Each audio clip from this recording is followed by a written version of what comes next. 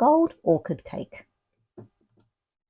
Welcome to our Golden Orchid Cake. There is so much more to this cake than just being a 50th birthday cake. The design, firstly, must be attributed to the lovely lady who had an amazing vision of her spectacular cake, and we had the honour of bringing it to life for her. Orchid had all the fine details sorted. I'm your host, Yvette from Enchanted Cakes by Yvette, and it's lovely to have you here.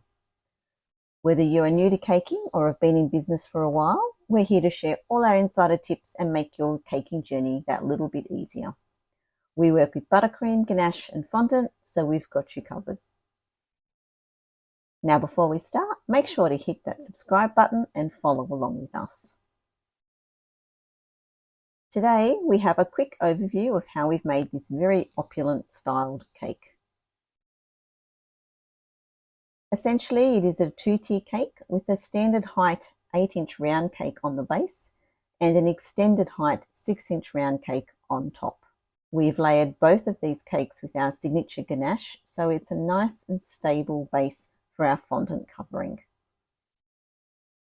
You can find our tried and tested recipe tutorial for our ganache on our website, or come on over to Instagram and comment the word ganache on any of our posts and we will send you the direct link.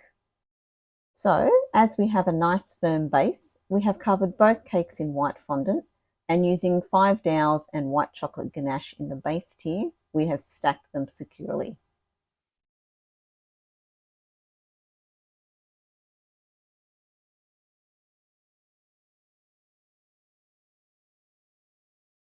For the fun decorating part, we have used a beautiful damask design stencil and stenciled this design in gold to the base tier, with the stencil available from Caker's Paradise. We've then hand painted the birthday message onto the front of the cake.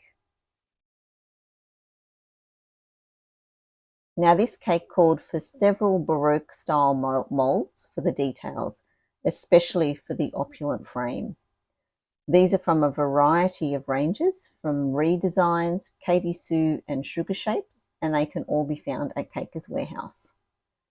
You can also use our discount code Enchanted10 and save 10% on your purchase. Once we have made our fondant details, some of them, such as the strings of pearls, are hand painted in gold before we secured them onto the cake, while others, such as the frame, are painted after they've been attached to the cake. It totally depends on the intricacy and access to the fondant detail as to whether they are painted on or off the cake.